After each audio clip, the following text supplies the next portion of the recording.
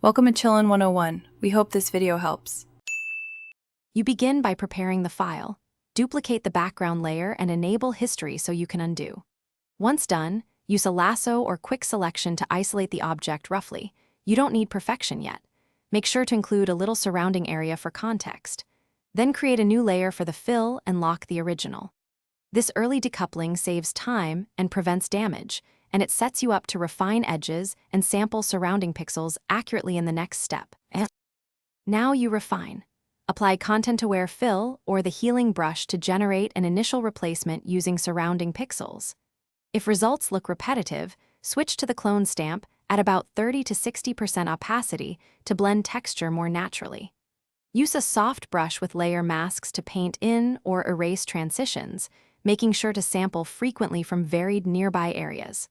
Once comfortable, toggle visibility to compare. This iterative approach balances automatic tools with manual cloning for realistic results.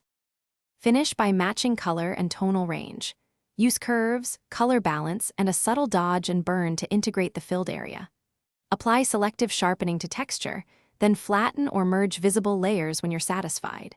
If you spot repeating patterns, halos, or mismatched lighting, don't hesitate to undo and redo the selection with higher fidelity or try smaller cloning passes.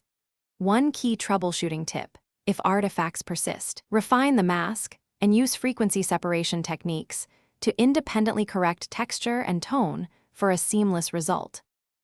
Thanks for watching. Consider subscribing if we helped you.